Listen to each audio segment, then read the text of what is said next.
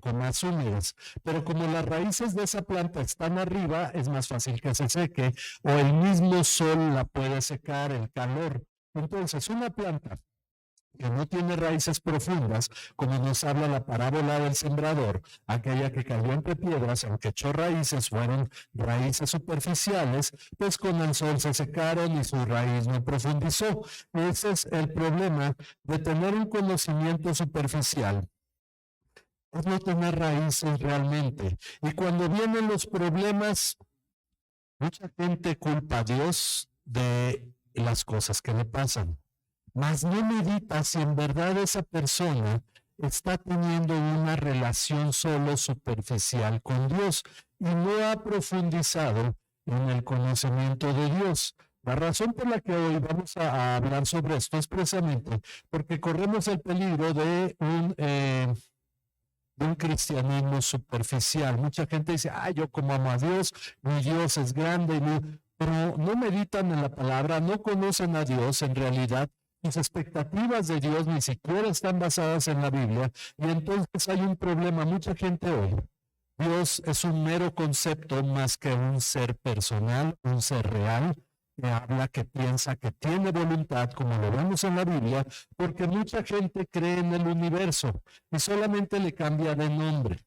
Cuando se escribió este libro del secreto, que fue por ahí muy promovido por la nueva era y sobre todo a principios del milenio, a principios de este siglo, el libro del secreto, en la película que se promueve este libro, incluso salía un pastor diciendo, es que ellos le llaman el universo, nosotros lo llamamos Dios, la fuerza del universo, la suerte, lo que sea, nosotros lo llamamos Dios. Pues hay una confusión, como si Dios es más una fuerza, es como un ser mitológico en el cual creemos, como dijo un niño una vez, la fe es creer en aquello que tú sabes que no es cierto. Entonces, mucha gente cree en algo que dice, bueno, yo sé que no es cierto, pero en algo hay que creer. Tenemos nosotros que tener más que un conocimiento superficial, más que una relación superficial con Dios, porque el problema de un cristianismo superficial es una falta real de fe. Decía este dicho argentino, todos somos Diego fuera del estadio. ¿A qué se refería? Bueno, todos somos grandes futbolistas mientras no nos pongan en una cancha y entonces se nota si soy verdadero futbolista. ¿A qué aplica esa frase? Somos grandes creyentes en Dios hasta que no llegue una prueba. Porque cuando llega una prueba, hermano, ¿por qué no vino a la iglesia? Es que tuvo un problema. Porque no estaba aquí para clamar a Dios. Porque ahí es. Cuando la fe es probada, en realidad significa, tú crees en Dios mientras te va bien, pero ¿y si te fuera mal? Porque muchos cristianos en la antigüedad fueron perseguidos y fueron llevados a los leones, fueron crucificados. Cuando uno lee Hebreos 11 y nos habla de los que fueron aserrados, apedreados, perseguidos, anduvieron en cuevas, vestidos con pieles, toda esta gente que tuvo que huir por razón de la persecución del evangelio. Pablo lo apedrearon en Listra, lo vimos el viernes en el estudio bíblico. Fue apedreado y ¿qué hizo? Se levantó, entró a la ciudad, al otro día se fue a seguir predicando el evangelio. El punto es, nuestra fe se limita solo cuando nos va bien, pero esta falta de fe es fruto de una relación superficial con Dios. Y esto termina por generar confusión. Cuando en realidad tú qué crees, pues lo mismo que tú, pero pues sin los santos, ¿no? Entonces hay gente que así le dice a los católicos, bueno, es que lo nuestro pues, es lo mismo, pero sin santos y sin vírgenes, y creemos lo mismo. Y creemos en el mismo Dios y creemos en el mismo Dios de los musulmanes. Digo por ahí una vez Rick Warren, ¿no? Somos los mismos dioses y por eso somos hermanos descendientes de Abraham. Y bueno, en la confusión, en realidad, ¿en qué estamos creyendo? Porque hay no solo cristianos, hay pastores que oran al Señor Jesús en el nombre de Jesús. Le dicen, ok, por favor, ore, hermano. Señor Jesús, te pedimos en el nombre de Jesús. Y dice, ¿a quién nos enseñó Jesús a orar? Al Padre. Pero cuando a muchos les predican el Evangelio, les dijeron, ora a Jesús.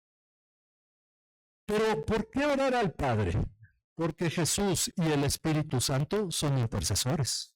Ahora, esto genera otra confusión porque muchos no distinguen entre el Padre, el Hijo y el Espíritu Santo. Y entonces están diciendo, Padre, yo te amo porque moriste en la cruz. Entonces uno piensa, en realidad hay mucha confusión por nuestra falta de entendimiento quién es Dios. Y entonces vamos a meditar un poco sobre eso. Pero miren, todo esto nosotros debemos considerar, proviene del hecho de que Dios se ha revelado desde la antigüedad. Como dice el Salmo 19:1, los cielos cuentan, ¿la qué? La gloria de Dios. Y el firmamento anuncia la obra de sus manos. Ahora, todos los que tomaron leche espiritual, porque aunque el curso lo hemos ido modificando o perfeccionando, digamos, en actualizaciones, ¿no? Como si fuera una app. Lo hemos ido trabajando. Esta enseñanza está desde el inicio. A esta la llamamos la revelación que. ¿Quién se acuerda? Eso es parte de una teología. Miren, como dicen los grandes teólogos, todo cristiano es un teólogo. ¿Qué significa teólogo? ¿O qué significa teología? El estudio de lo relacionado a Dios, no el estudio de Dios, porque biología es, a final de cuentas, el estudio de lo relacionado a la vida, ¿verdad? Y todas las guías que son de logías que vienen de logos, tratado o estudio, tiene que ver con el estudio de lo relacionado con Dios. Y en los 80s, yo me acuerdo, yo estuve sentado en las pláticas de pastores, sentado en mesas de restaurantes oyendo a pastores, o en algunas convivencias de iglesias oyendo a pastores, cuando surgieron las iglesias no pentecostés, y me tocó escucharlo de primera mano diciendo, Jesús no vino a enseñarnos doctrina, vino a enseñarnos una relación. Y se empezó a desechar lo que fuera el estudio de la palabra bajo ese pretexto. No debe ser teología, debe ser una relación con Dios. Y sin embargo, el estudio, la palabra que nos dice que debemos hacer con ella, que debemos leerla. No, jamás dice lee tu Biblia, dice medita en ella de día y de noche. Usa tu razonamiento y analiza lo que está escrito y ponte a pensar, así como cuando uno ve una novela turca o una novela coreana o ve una película de acción y se pone hay gente que ve el fútbol y se queda meditando en el fútbol y si lo hubiera hecho así, si hubiera pasado esto. Bueno, meditamos en las cosas.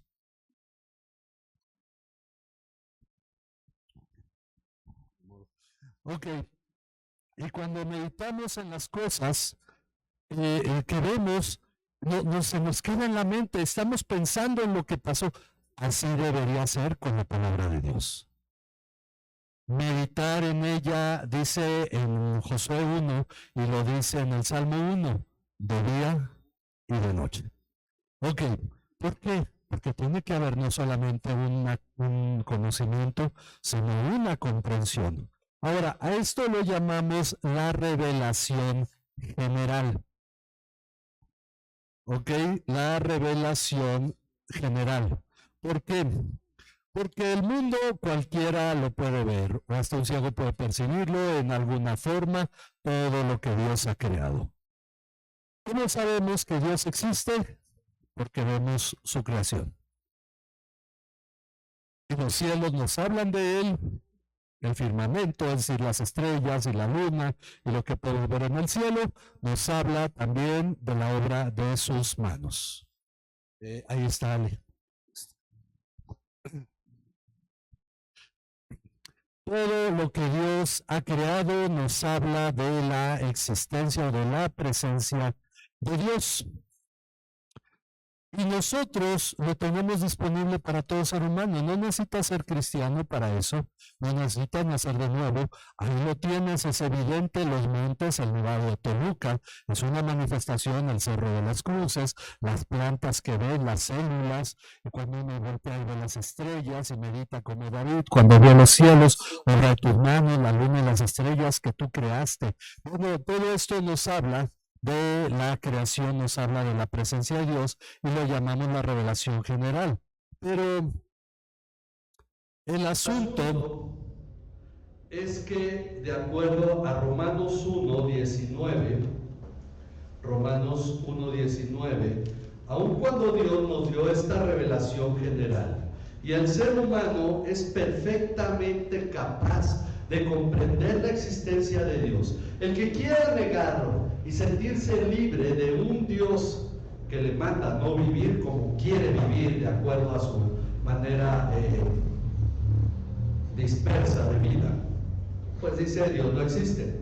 Pero en Romanos 1:19 dice: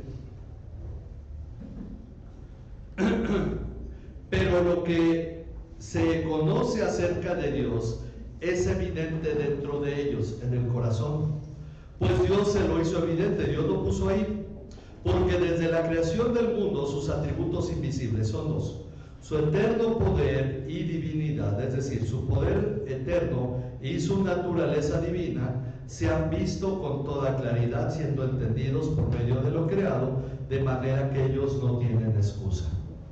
Nadie podrá estar en el día del juicio delante de Dios decir: yo no sabía que existías, Dios. Nadie tiene excusa. Todo ser humano sabe que existe Dios, y desde la antigüedad todo ser humano ha pensado: hay un Dios, hay un ser que creó todo y finalmente creó mitología, aunque lo haya repartido en varios dioses, pero había algo en ellos que les decía que había un ser superior que había creado todo lo que existe. Hoy en día el ser humano se ha vuelto como el siguiente versículo: pues aunque conocían a Dios, no lo honraron como a Dios ni le dieron gracias, sino que se hicieron vanos en sus razonamientos y su necio corazón fue entenebrecido. Y entonces llegamos a la era en que el ser humano dice: cada vez vamos evolucionando, ya no creemos en un panteón de dioses o en un Dios, y ahora ya nos damos cuenta que no hay ningún Dios. O sea, cada vez se va reduciendo eso. Pero finalmente esa es la condición del ser humano, que a pesar de la revelación general, ahí está disponible para que sepas que hay un Dios, porque es ridículo creer que todo lo que existe vino a ser de la nada, sin que hubiera un verdadero diseño, sin que hubiera algo que guiara y que le diera forma a todo. Y aunque conocían a Dios, no lo honraron como a Dios ni le dieron gracias, sino que se hicieron vanos en sus razonamientos y se creen muy conocedores, muy ilustrados. Y cuando uno habla con este tipo de gente, qué barbaridades se piensan, y mientras más revuelto esté el asunto, pues pareciera más profundo, pero no es más que el fruto de la confusión humana. Se hicieron vanos en sus razonamientos. Entonces, por eso Dios nos dio una revelación. ¿Cómo se llama la otra revelación? ¿Ya se acordaron los que tomaron leche espiritual? Está la revelación general y la otra revelación es... Vamos a escribirla, no es como ya se me fueron acabando los gises blancos, voy a escribirlo a colores. Sí, porque luego hay crayones. Sí. Ok, tenemos una revelación general que ya acabamos de mencionar, y tenemos una revelación, vamos a llamarla especial.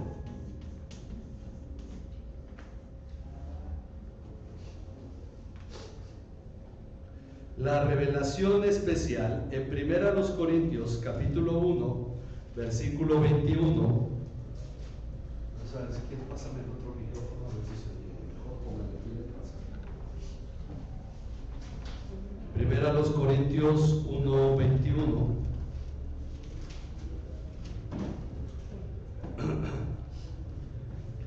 Dice: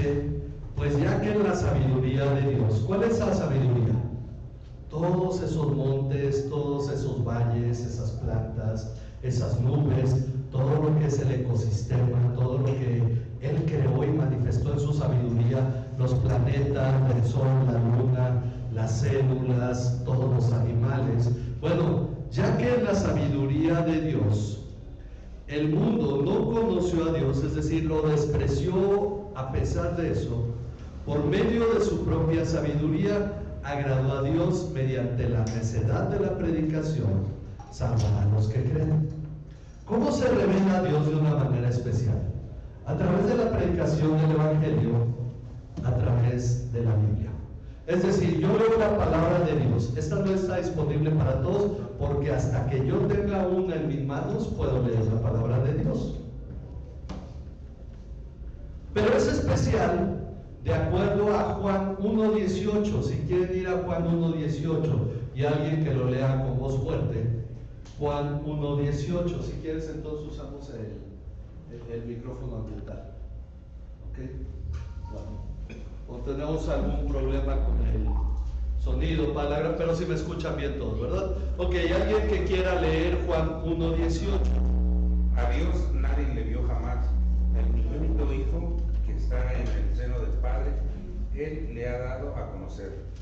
A Dios nadie le vio jamás. ¿Quién ha visto a Dios? Nadie.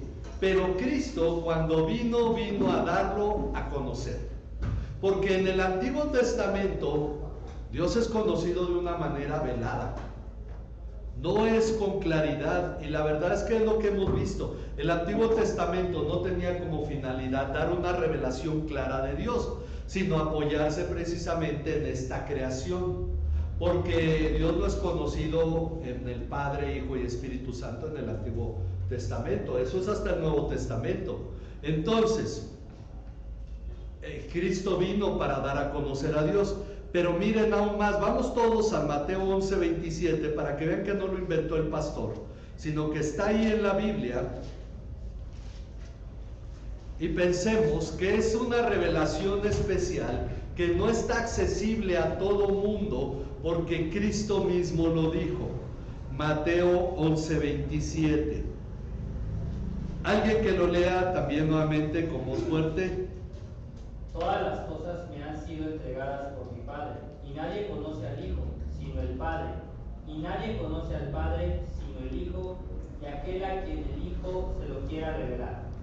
¿Cómo conocemos? Al Hijo no lo conocemos, dice, solamente el Padre lo conoce, ya está haciendo una separación. Y al Padre, ¿quién lo conoce? El Hijo. Y el Hijo, ¿y quién más lo puede conocer? Aquel a quien el Hijo lo quiera revelar. No dice que todo el mundo. Por eso digo, hay que leerlo todos, porque para que vean que no es que anda uno inventando uno teologías, sino que realmente es la revelación especial de Dios, a quien Dios quiere darse a conocer. Porque de todas las personas que había en los tiempos de Abraham, Dios solamente llamó a Abraham. Porque Él quiso. Porque de los hijos de Abraham, el que Dios quiso tomar fue el hijo de la promesa, que fue Isaac, aunque tuvo a Ismael y luego tuvo conceptura a otros 5 hijos. Pero el que él quiso llamar fue a Isaac. Isaac tuvo 2 hijos, y Dios, que afirma para que la elección de Dios sea evidente, desde el vientre, cuando no habían hecho ni bien ni mal, Dios dijo: el mayor servirá al menor, porque fue la elección de Dios. Y porque siempre ha sido la elección de Dios. Entonces, ¿quién puede conocer a Dios? Aquel a quien el Hijo lo quiera revelar. Ahora, la pregunta es, ¿el Hijo ha querido que tú conozcas a Dios? Por eso están aquí. Miren, la gente que no conoce a Dios está allá afuera viviendo su vida. No se está quejando, ay, ¿por qué Dios no me, o por qué el Hijo no me permite conocer a Dios? No se preguntan eso. Están pensando qué comer, están pensando qué van a jugar, están pensando qué van a hacer en la tarde. Es más, algunos están pensando cometer actos malos, pero finalmente no están pensando ni están deseando que Jesús venga y les revele al Padre. Por eso es una revelación especial. Ahora, tú ya la recibiste. Entonces deberíamos de tomarla, apreciar y decir, si el deseo de Dios es que yo le conozca, entonces debo ponerme en eso. Y hay algunas cosas que comprender. Ahora, es obvio, no puedo hacer un tratado de teología sistemática, que es la forma en que se ha conformado la teología. Se han escrito varios libros, el más famoso es el de Luis Berkhoff, porque fue el primero que surgió de teología sistemática, que nos habla de diferentes temas, son libros gruesos. No vamos a hacer un tratado de eso, pero vamos a considerar algunos aspectos. Y para ello vamos a empezar con el nombre de Dios.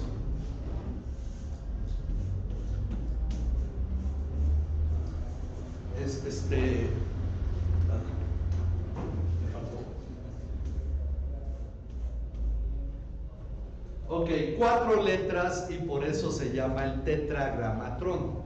El nombre de Dios revelado en la palabra, una Y, una H, una V, porque no hay una W. Ya ha sido como que un invento más moderno y ya dicen Yahweh en lugar de Yahvé. Pero Vav se llama la letra hebrea. Y otra H. Ok, de ahí recuerden que para los hebreos, no solo los judíos, porque había más, y sobre todo los levitas, que eran los encargados de transcribir el libro de la ley, cada que tenía que pronunciarlo, como este nombre es impronunciable, no es que no se pueda pronunciar, es que consideran no se debe pronunciar para no usarlo en vano. En lugar de mencionar esta palabra, se menciona Adonai, que significa Señor. Entonces las versiones modernas han traducido, en lugar de poner el tetragramatrón, han puesto Señor. En las versiones anteriores, los mismos escritores, los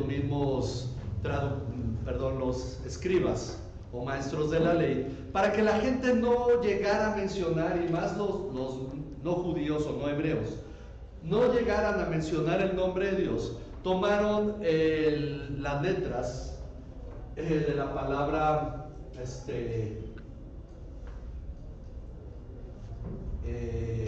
se me fue el término ahorita. Bueno, sí, de las palabras Adonai, las vocales de la A, la O y la A, y sale Yahová, que transliterado al español es Jehová. De ahí viene el nombre Jehová, que es un nombre establecido para que no pronunciemos el nombre de Dios. Pero, ¿qué significa esto? Bueno, él le dice a Moisés, y es la primera vez que aparece, cuando le dice Moisés a Dios, ahí en Éxodo 3, que está hablándole y le dice, los israelitas van a decir, no es cierto, no se te apareció el Señor. Él le dice, y si me preguntan cuál es tu nombre, porque van a decir, bueno, a ver, dinos su nombre, ¿cuál es tu nombre? Y entonces él le dice, yo soy el que soy. Ok, este nombre significa el que es. Dios es. Pero a lo mejor así no tiene mucho sentido, pero si pensamos en realidad en su significado, el que es por sí mismo, en pocas palabras, es eterno. El que es por sí mismo. ¿Qué necesita Dios para existir o para ser? Para seguir vivo. ¿Qué necesita Dios? Comer, tomar agua, caminar, hacer ejercicio media hora al día. ¿Qué necesita Dios? Que le cantemos, porque si no, no vive. No, Él no necesita de nada, no necesita del aire, no necesita oxígeno, no. Él es por sí mismo. Porque antes de que existieran todos esos elementos que a nosotros nos dan vida o que hacen que nuestra vida subsista, Él ya era y Él creó todo esto. Él no necesita de nada más que de sí mismo para ser quien es. A eso se le llama aceidad, por si quieren conocer el término. Aceidad. ¿Ok? El que es por sí mismo, el eterno. Eterno significa nunca deja de ser, no tiene principio ni final, siempre está presente, por eso es eternidad. Dios es eterno, ese es su principal atributo. Ahora, eterno implica muchas cosas entre esto. Dios es eterno, Él tiene aceidad, Él existe por sí mismo, no depende de mí, no depende de mi adoración ni de mi alabanza. A veces la gente piensa que está Dios vacío, está muy solito en el cielo, etc. Bueno, Él tiene una multitud enorme, incontable de ángeles alabándole, pero Él también los creó. Finalmente, no es que Él tenga esa necesidad, es que nosotros somos los de la necesidad. Nuestra necesidad es adorar a Dios. Ahora, esto significa, eterno, significa que no le afecta lo temporal. Si hace frío o calor, ¿cómo nos va cuando hace calor? Ahora que, ¿cuántos no se reirían de nosotros, no? Porque estuvimos a 28 grados y anda uno con la lengua de fuera, ¿verdad? Y luego vemos que andan en otros lados a 50 grados, ¿no? Entonces, ¿qué es el doble? Bueno, casi el doble, pero la verdad es que uno dice, y cuando hace frío, ¿cómo andamos? Y luego más que si nos toca una media hora uno y luego la otra, ¿no? Porque qué calor hacía y cayó una granizadota por allá en Toluca, ¿no? Que tuvieron que sacar excavadoras para quitar el granizo. Entonces, ¿y cómo nos afecta el clima? Nosotros estamos de buen humor, de mal humor, cansados, lo que sea, hambrientos, no pudimos dormir, que el calor... A Dios no le afecta nada de eso, porque Él es eterno y lo temporal no le afecta. Y en cambio nosotros, que somos criaturas y todavía permanecemos en este mundo temporal, donde las cosas temporales influyen, porque el calor, el frío, el sol, la oscuridad, todo ese tipo de cosas nos afectan. Nosotros vivimos finalmente en un plano temporal, pero ya tenemos vida eterna. Vida eterna no solamente significa que es una vida para siempre, sino que es una vida que no es afectada por lo temporal, porque por eso es eterna. Y ya la tenemos, y solamente hasta que estemos en la presencia de Dios, la veremos y la experimentaremos completamente. Bueno, Dios es el principio y el fin. 3 veces en Apocalipsis, solo lo menciona. Apocalipsis 1:8, es Jesús el que lo dice: yo soy el alfa y la omega, el principio y el fin. O en otras palabras, antes del alfa, es como decir en nuestro abecedario, antes de la A, ¿qué hay? Nada. Y después de la Z, nada. Ok, alfa en el alfabeto griego es la primera letra, omega es la última. Yo soy el principio y el final. Antes de mí nada, después de mí nada. Lo dice primero el Hijo, después lo dice el Padre, y la tercera vez, el primero es en Apocalipsis 1:8, lo dice el Hijo. Luego en el 21:6 lo dice el Padre, y en el 22:13 lo dice el Hijo nuevamente. ¿Qué hay antes de mí? Nada. ¿Qué hay después de mí? Nada. Todas las cosas finalmente están cubiertas por Dios y nada escapa a Dios. No es uno, no, el diablo se le va metiendo ahí, Dios como que no se da cuenta, y ¡pum! Cuando uno se da cuenta, el cristiano puede ser descuidado, pero Dios no. Ahora, finalmente no hay nada en la creación de Dios, porque hasta el diablo es creación de Dios, y no creación como diablo, sino como el ángel más excelente que había, hasta que decidió salirse de la voluntad de Dios. Entonces, el diablo finalmente dejó de cumplir el propósito de su creación, pero también fue creado por Dios. Ninguna criatura de Dios puede estar por encima de Dios. Miren, pero recordemos esto, el viernes que estuvimos en la reunión de oración, leímos Jeremías 33, no es por tirarle pedradas a los que no vinieron, ¿no? Pero veamos Jeremías 33, pero sí los animo a que estén en la próxima reunión de oración, ¿verdad? Todos los que puedan estar, Jeremías 33, y vimos que había que clamar a Dios, pero esto en el versículo 3, tenemos que aprender a clamar a Dios. Sin embargo, en el versículo 2 dice: así dice el Señor que hizo la tierra, el Señor que la formó para establecerla, el Señor es su nombre. ¿Por qué creó Dios los cielos y la tierra? Por su puro deseo. Estaba obligado, algo le dijo: ¿tienes que crear los cielos y la tierra? No, fue por su puro deseo que formó los cielos y la tierra y los estableció. Es decir, les dio orden. Todo lo que existe, desde la Marquesa, el Nevado de Toluca, el Golfo de México, el Pacífico, todo lo que Dios no quiso crear, y más allá, ¿verdad? También hay vida más allá de México. Pero todo esto, finalmente Dios lo hizo porque Él quiso crearlo. Fue su deseo establecerlo y ponerlo a funcionar y convivir con ello también. Pero a Jeremías le dice que si clama a Él le va a responder. ¿Por qué? Porque Él es el creador de todo, Él es eterno, Él tiene dominio sobre todas las cosas. Y por esa razón, Dios le hace a Job una pregunta muy interesante. Vamos a Job 41.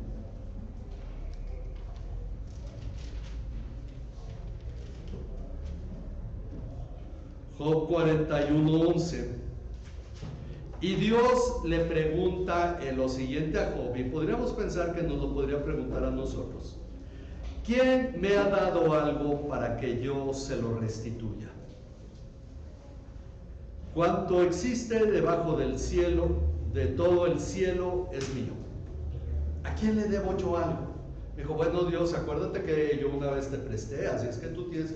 Bueno, hay muchos que cuando ofrendan diezma, pues creen que le están prestando a Dios. En cierto modo, el escritor de Proverbios, Salomón, lo toma de esa forma. El que da al pobre es como si le prestara a Dios, y pues Dios se lo va a pagar.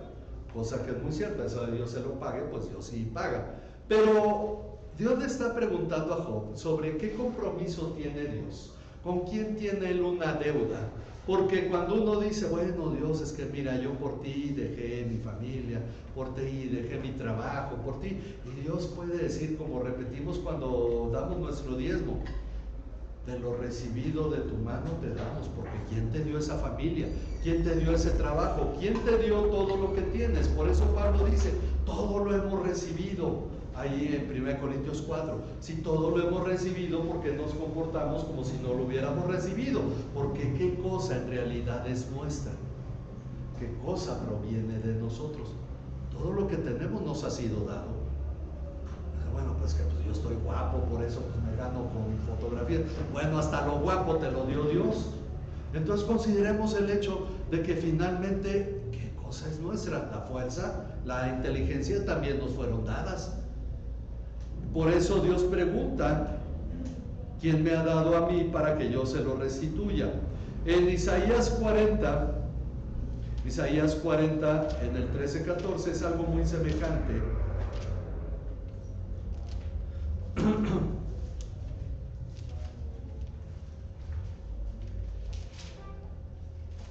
Isaías 40:13. Dice, ¿quién guió al Espíritu del Señor o como consejero suyo le enseñó? ¿A quién pidió consejo y quién le dio entendimiento? ¿Quién lo instruyó en la senda de la justicia? Le enseñó conocimiento y le mostró el camino de la inteligencia. ¿Quién le dijo, oh Dios, mira, el ser humano debería ser de esta forma? ¿Qué te parece si lo diseñas así o así? Oye Dios, que no conviene que tú hagas esto o aquello. ¿Quién fue consejero de Dios? Es lo que el apóstol Pablo, es como concluye toda la presentación del Evangelio. Porque miren, aún las criaturas se siguen quejando del Creador.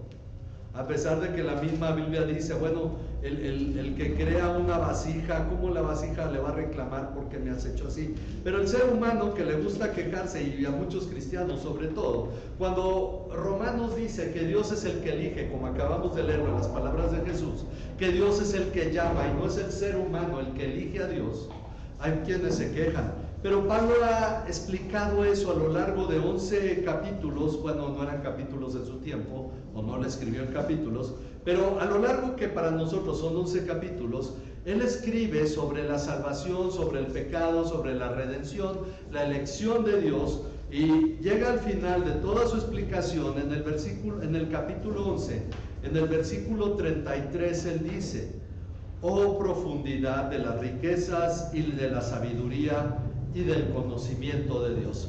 Riquezas, conocimiento, sabiduría de Dios. cuán insondables, sondables que no se puede sondear, que no se puede analizar ni averiguar cómo es.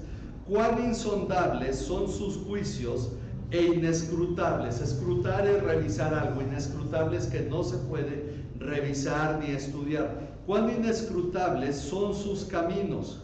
Pues ¿quién ha conocido la mente del Señor? ¿O quién llegó a ser su consejero?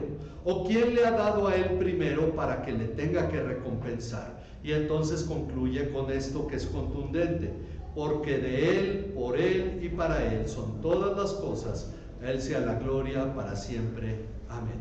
Y nosotros lo hemos lo hemos puesto de una manera práctica. Por él, perdón, aquí sería de él, por él y para él.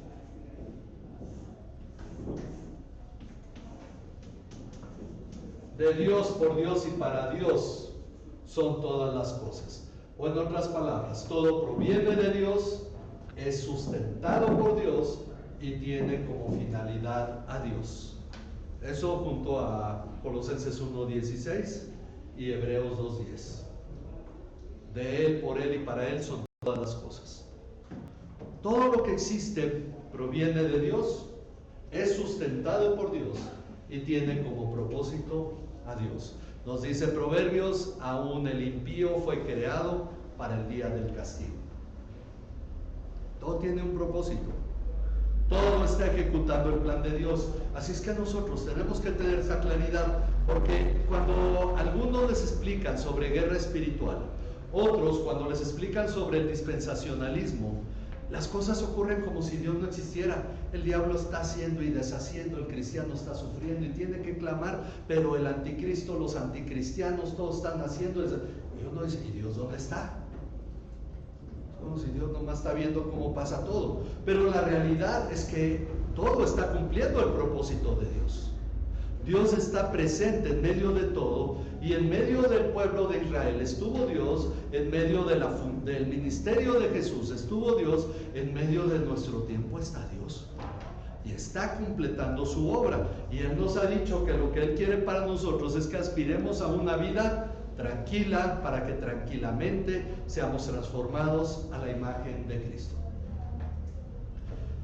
Así es que Dios, que es creador de todo y sustentador de todo, finalmente tiene diferentes atributos. No voy ahorita a estudiar, no vamos a estudiarlos porque sería extendernos mucho, pero miren, hay dos tipos de atributos. Cuando estudiamos el curso 4 vemos estos atributos.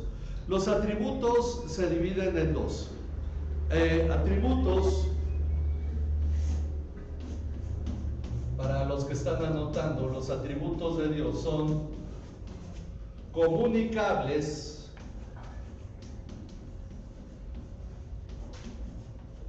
y están los incomunicables.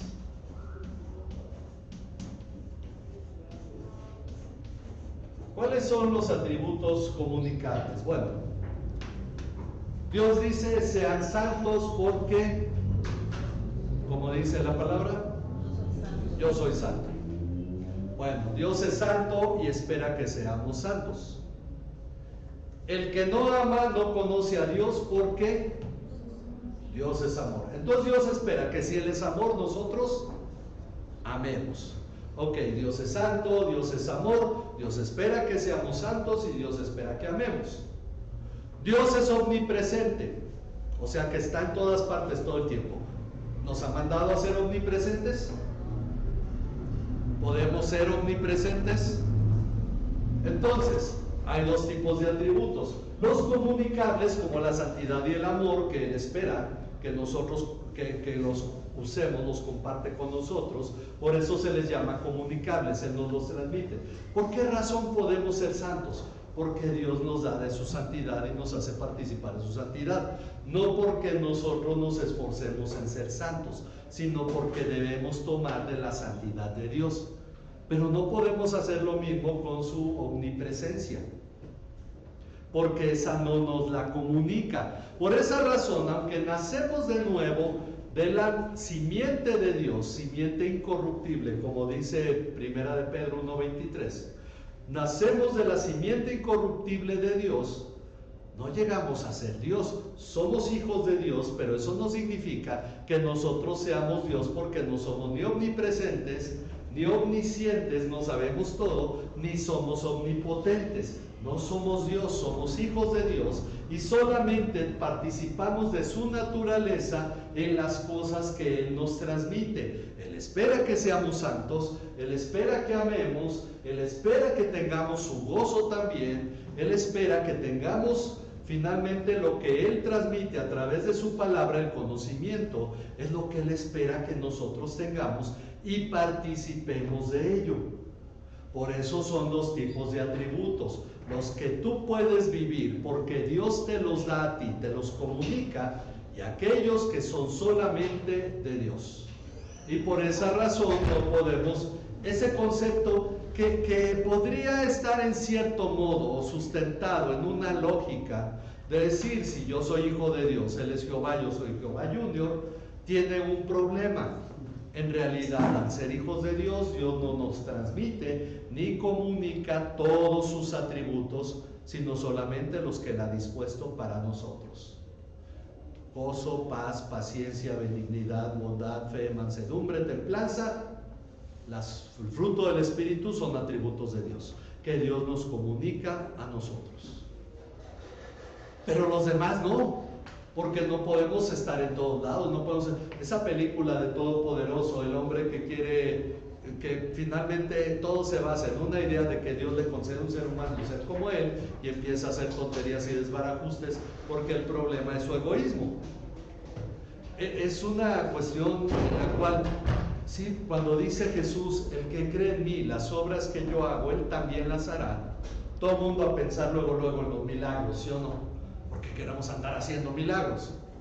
El que cree en mí, las obras que yo hago. ¿Qué obras hizo Jesús? Tuvo misericordia, manifestó amor, oró por los impíos, hizo bien a los pobres. Esas son obras que Jesús hizo y las podemos hacer. Amó a sus enemigos, amó a sus discípulos, y por eso podemos hacer las obras que Jesús hizo. Ahora, Él nos comunica esto, y por eso nosotros debemos tener claro que sí hay una diferencia. Él sigue siendo el único Dios, y nosotros, aún siendo sus hijos, seguimos siendo sus criaturas, a las cuales Él nos ha hecho sus hijos. Nos ha dado un nuevo nacimiento por su voluntad. Si nacimos de nuestros padres por la sola voluntad de Dios, o no sé si alguien se acuerda que antes de nacer le dijo, oye, ¿quieres nacer o no? ¿En qué familia quieres? No sé, pero yo creo que a nadie nos preguntaron eso, ¿verdad? Y Dios eligió en qué familia nacer. Cuando nacimos de nuevo también fue, dice Romanos 1:13, los cuales no nacen, dije Romanos, Juan 1:13. Juan 1:13, que no nacieron de sangre, ni de la voluntad de la carne, ni de la voluntad del hombre, sino de Dios. Nacimos de nuevo por la voluntad de Dios, y entonces nos hizo sus hijos y nos transmite sus atributos comunicables, pero no los incomunicables. Y nosotros tenemos que entenderlo, porque es para que nosotros le adoremos y glorifiquemos. Ahora hay mucho que aprender todavía, pero decíamos, a veces hay un desorden en la mente de muchos cristianos. Decimos, el Padre, el Hijo, el Espíritu Santo, y entonces uno tiene en su mente la idea que son tres dioses, pero uno debe mentir por ahí diciendo, no, nomás es un Dios. Pero entonces, ¿cómo es? Que es un Dios, pero son tres personas, que es como debemos entenderlo. Ya hemos explicado sobre el matrimonio y sobre la iglesia. Son ejemplos. Dice la palabra cuando Adán ve a Eva y dice, ella es carne de mi carne, huesos de mis huesos. Dice entonces una palabra que no nos dice si la dijo Adán o la dijo Dios: dejará el hombre a su padre y a su madre, se unirá a su mujer, y los dos serán una sola carne, dos personas, una carne. Todos los cristianos somos un cuerpo del cual Cristo es la cabeza. Estamos unidos a Cristo en un solo cuerpo, pero somos muchos. Ahora, esa unidad no es tan perfecta aquí en la tierra y Jesús oró por ella al Padre. Bueno, tenemos nosotros que entenderlo, explicar de una manera muy sencilla. Confío que sea de edificación. Vamos a Juan capítulo 14. Juan capítulo 14. Somos trinitarios, ¿y qué es la Trinidad? Pues no sé, pero bueno. Juan capítulo 14, versículo 9 dice,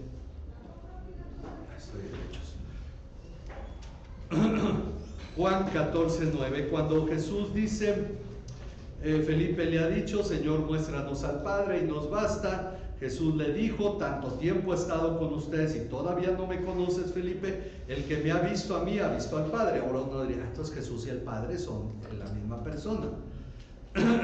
Dice, ¿no crees que yo estoy en el Padre y el Padre en mí? Las palabras que yo les digo no las hablo por mi propia cuenta. Entonces no son el mismo. No las hablo por mi propia cuenta, sino que el Padre que mora en mí es el que hace las obras. ¿Por qué Jesús dice que el que lo ha visto a él ha visto al Padre? Porque hay una cadena en esto. Ya no tengo mucho pizarrón, pero Jesús es la imagen del Dios invisible, dice la palabra. Dios. Aquí voy a tomar un cuadrito para esto. Dios se manifiesta en Jesús. En este caso, el Padre puede ser visto por Jesús porque Jesús es el reflejo del Padre. Pero ahí no queda. Nosotros, debemos ser el reflejo de Jesús. El que te ve a ti debe ver a Jesús. ¿Para qué nos llamó a Dios? Según Romanos 8:29, para ser hechos conforme a la imagen de su Hijo. En nosotros el que se debe ver es el Hijo. Así es que en Jesús el que se ve es el Padre, porque él hablaba lo que el Padre le mandó a hablar, como dice él. Dice, las palabras que yo les digo no las hablo por mi propia cuenta, sino que el Padre que mora en mí. Ahora, si Jesús mora en ti, tú debes hablar las palabras de Jesús. Dice, el Padre que mora en mí es el que hace las obras. Créanme que yo estoy en el Padre y el Padre en mí, y si no, crean por las obras mismas. Así nosotros deberíamos estar en Jesús y Jesús en nosotros, para que entonces en nosotros se refleje Jesús.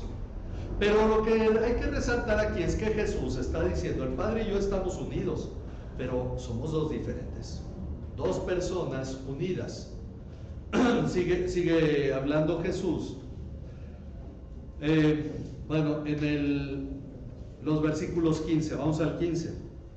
Si ustedes me aman, guardarán mis mandamientos. Ok, entonces yo rogaré al Padre. Jesús y el Padre no son el mismo, son dos personas distintas, porque Jesús no se va a rogar a sí mismo. No tiene, ¿cómo se les llama esto? Personalidad múltiple. No, él rogará al Padre porque es otra persona. Entonces yo rogaré al Padre y Él les dará otro consolador para que esté con ustedes para siempre. Aquí hay tres personas: Jesús que ruega, el Padre al que Jesús ruega, y el consolador que será dado por el Padre, el otro consolador, porque el primer consolador es Jesús.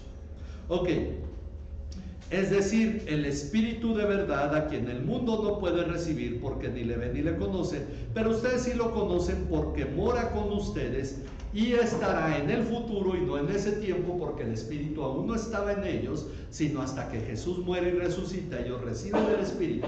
El día de Pentecostés morará con ustedes y estará en ustedes. Bueno, aquí entonces entendemos. El Hijo ruega al Padre que envíe al Espíritu. Tres personas, pero es el mismo Dios. Así como el matrimonio, una sola carne, dos personas. Así como la iglesia, muchos miembros unidos a Cristo, un solo cuerpo. Y esto habla de unidad. Y podemos entender que es un solo Dios en el que tres personas perfectamente unidas, porque aunque no es, la unión matrimonial es imperfecta porque somos seres humanos imperfectos. La unión como cristianos es imperfecta porque somos seres humanos imperfectos todavía. Pero vamos hacia esa perfección en la unidad. Bueno, en el capítulo 17, Jesús dice al Padre, empieza ahora en Juan 17, noten del 1 al 5. Estas cosas habló Jesús, alzando los ojos al cielo, dijo, Padre, es Jesús orando al Padre. Padre, la hora ha llegado, glorifica a tu Hijo, para que el Hijo te glorifique a ti. Nuevamente esta relación Padre-Hijo, por cuanto le diste autoridad sobre todo ser humano, para que él dé vida eterna a todos los que le has dado. Y esta es la vida eterna. Este de hecho es el pasaje lema de la iglesia. Tendríamos que tenerlo aquí al frente, y de hecho estamos pensando poner allá afuera tabla roca el anuncio de la iglesia, porque entre semanas ni se ve que hay una iglesia, y poner este pasaje bíblico allá. Esta es la vida eterna, que te conozcan a ti, el único Dios verdadero, y a Jesucristo a quien has enviado. Estamos hablando de conocer a Dios. ¿En qué consiste tu vida eterna? En estar conociendo a Dios. No en que obtengas la vida eterna conociendo a Dios, no, ya la tienes. Ahora, ¿para qué te sirve? Para conocer a Dios. Esta es la vida eterna, que te conozcan a ti, el único Dios verdadero, único, y a Jesucristo a quien has enviado. ¿Por qué Jesús se pone al lado de Dios aquí? Porque está hablando en su naturaleza humana, no en su naturaleza divina. Otro asunto de unidad, naturaleza humana, naturaleza divina, las dos en Jesucristo. Y este ha sido un tema de discusión a lo largo de la historia de la iglesia, que ha creado diferentes corrientes. Pero tiene dos naturalezas, es humanos, dos naturalezas, es humano 100% y es Dios 100%. Ahora dice, hablando sobre estas naturalezas, dice, bueno, yo te glorifiqué en la tierra habiendo terminado la obra que me diste que hiciera. Ahora glorifícame tú, Padre, junto a ti, con la gloria que tenía contigo antes que el mundo existiera. Se llama la humillación de Cristo. La humillación de Cristo no es solo en Semana Santa, cuando Él vivió toda ¿cómo le llaman? El Vía Crucis, todo eso. La humillación de Cristo es que siendo Dios se hizo hombre. Se humilló a sí mismo. Él tenía una gloria con el Padre desde la eternidad, antes de que el mundo fuera. Dice, ok, Padre, vine como un ser humano, tengo naturaleza humana, pero ahora quiero ser glorificado con esa gloria divina que me corresponde como Dios. Ese es el asunto. Ahora, ¿qué hay sobre su gloria humana? Versículo 22. La gloria que me diste, esa es la gloria humana. La gloria que me diste les he dado para que sean uno. ¿De quién está hablando? Bueno, vamos al versículo 20. Pero no ruego solo por estos, no solo por sus discípulos que están en ese momento con él en el aposento alto, sino también por los que han de creer en mí por la palabra de ellos, es decir, tú y yo y todos los demás a lo largo de la historia, para que todos sean uno, todos, muchos miembros, un solo cuerpo, para que todos sean uno, como tú, oh Padre, estás en mí, yo en ti, la unidad del Padre y el Hijo, que también ellos estén en nosotros, nosotros unidos al Padre y al Hijo, para que el mundo crea que tú me enviaste. Esto es mejor evangelismo que muchas campañas evangelísticas. Para que el mundo crea, debería haber unidad de nosotros y con el Hijo. Y esa unidad haría que la gente estuviera creyendo en Cristo. Pero más que unirnos, es más fácil pelearnos, pero hacer campañas, ¿verdad? Y repartir folletos. Bueno, que no tiene nada de malo, pero el problema es que no buscamos esta unidad. Versículo 22, la gloria que me diste, es decir, esta unidad parte de la gloria que Jesús tuvo en la tierra y nos la ha transferido a nosotros. La gloria que me diste les he dado para que sean uno, así como nosotros somos uno. Un Dios, tres personas. Somos un Dios unidos, tres personas, Padre, Hijo, Espíritu Santo. para que sea así como tú y yo, así como nosotros somos uno. Yo en ellos y tú en mí, para que sean perfeccionados en unidad, para que el mundo sepa que tú me enviaste y que los amaste tal como me has amado a mí. El Padre, el Hijo, el Espíritu Santo, una unión perfecta de tres personas en un solo Dios. Y el Hijo dice que ellos, todos los creyentes en Cristo, estemos perfectamente unidos entre nosotros y unidos a Cristo. Porque Cristo tiene naturaleza humana y es nuestra unión con Dios. Por esa razón es que tenemos que conocer a Dios.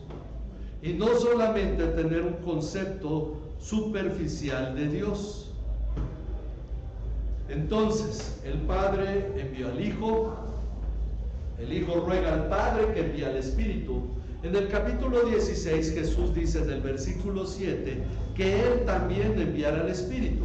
Pero les digo yo la verdad, les conviene que yo me vaya, porque si no me voy, el Consolador no vendrá a ustedes, pero si me voy, se lo enviaré. Y esta unión entre el Padre y el Hijo, donde el Espíritu no viene a enseñar nada nuevo, sino lo que ya está enseñado, y no viene a buscar su gloria, sino la gloria del Hijo, del mismo modo que el Hijo buscó la gloria del Padre. Él dijo, gloria yo no quiero, sino la gloria del que me envió. Por esa razón, en el versículo 28, notemos algo. El capítulo 16, Juan 16, versículo 28. Oyeron que les dije, me voy y vendré a ustedes. Si me amaran, se regocijarían porque voy al Padre, ya que el Padre es mayor que yo. Perdón, leí el 14, 16, 18. Bueno, también va al Padre. El 16, 18, perdón. Dice, perdón, 16, 28. Aquí está ya. Salí del Padre y he venido al mundo, de nuevo dejo el mundo y voy al Padre. ¿Qué dice Jesús? Yo salí del Padre. Esta unión entre el Padre y yo es yo salí del Padre y ahora vuelvo al Padre. Si nosotros vamos al capítulo que leímos al principio, Juan 1:18, que todos los versículos que ya leímos, el pasaje que leímos al inicio, Juan 1:18, vimos que a Dios nadie le dio jamás. El unigénito Dios que está ¿dónde? En el seno del Padre. El Hijo proviene del Padre y el Espíritu proviene del Padre y del Hijo. Tres personas perfectamente unidas, a tal grado que cuando el Padre dice que vaya el Hijo, es como si saliera del Padre mismo, como su enviado para enseñarnos cómo es el Padre. Y entonces cuando el Hijo tiene que irse, ascender al cielo, envía el Espíritu y el Espíritu nos enseña todo lo que el Hijo enseñó. Y de esa manera el Espíritu y el Hijo se convierten en nuestros intercesores, porque de acuerdo a Hebreos, creo que es el capítulo 8, dice que el Hijo vive para interceder por nosotros perpetuamente. Y ese es el 9. Y en Romanos 8 nos dice que el Espíritu intercede por nosotros con gemidos indecibles. Entonces, cuando tú oras, ¿a quién debes orar? Al Padre. ¿Cómo enseñó Jesús a orar? Padre nuestro que estás en los cielos. Y por esa razón debe haber una claridad en nosotros a quién estamos orando. ¿Por qué en el nombre de Jesús? Porque nuestra unión con el Padre es Jesús, y no es como si lo pidiera yo, Dios, sino como si lo pidiera Cristo, como si yo en realidad lo estoy hablando a nombre de Cristo, porque el deseo de Cristo es que yo reciba lo necesario para esta perfección o para esta santificación. Bueno, hay una cosa importante. Lleguemos a una conclusión para terminar por hoy. ¿Cuál debe ser entonces nuestra labor? Porque hoy en día, si algo se está hablando, lo decía yo en la clase, miren, las cosas van cambiando y poco a poco se van introduciendo herejías, como dice Primera de Pedro. Hoy en día hay muchas iglesias donde dice es que no queremos tanto versículo, queremos algo más práctico para nuestra vida. No es llenarnos de versículos. ¿Para qué leer tanto la Biblia si la ponemos en práctica? Y entonces la gente quiere cosas más prácticas. Va a llegar el momento en que la Biblia no va a ser aceptada en las iglesias. De hecho, hay iglesias en Estados Unidos, dicen por ahí, que tristemente la iglesia que pastoreó un hombre muy poderoso en la palabra en Estados Unidos, llamado Jonathan Edwards, hoy en día uno entra a esa iglesia y encuentra folletos budistas, folletos musulmanes, folletos del LGBT, porque es una iglesia muy tolerante. ¿Cómo cambió a través de siglos? Unos 200 años hace de él. Y entonces fue un hombre muy radical en la palabra. El asunto es que ¿qué nos toca a nosotros en este tiempo que conocer a Dios no es algo que en realidad el ser humano le gusta poner las reglas? Yo te adoro, Dios, como yo decida hacerlo. Esa es hoy en día una expresión que no se dice, pero se manifiesta en la forma en que el hombre quiere manejar las cosas. Hay gente que dice, Dios está en todas partes, porque forzosamente ir a una iglesia, me lo encuentro en todos lados. Entonces, Efesios 4:13 Efesios 4:13 habla de nuestra perfección, nuestra edificación. Y dice, hasta que todos lleguemos a la unidad de la fe. El otro sería la unidad del pleno conocimiento del Hijo de Dios. Tenemos que crecer en el conocimiento de Cristo y crecer en nuestra fe, unidos, creyendo lo mismo y conociendo lo mismo. Pero terminemos con segunda de Pedro 3:18. Segunda de Pedro, aún más contundente en sus palabras. Así termina Pedro su segunda carta diciendo, segunda de Pedro 3:18, antes bien crezcan en la gracia y el conocimiento de nuestro Señor y Salvador Jesucristo. ¿Qué tienes que hacer? Conocer a Cristo, meditar en su palabra, meditar en lo que Él dijo. ¿Dónde es la fuente confiable para conocer a Cristo? La experiencia personal. Eso puede ser muy confuso. ¿Dónde voy a conocer a Cristo? En la palabra de Dios. Miren, tristemente, la iglesia en algún modo ha pasado a segundo lugar una cosa que es prioritaria. Predicar el evangelio es importante, pero ha dicho, eso es lo importante, lo demás secundario.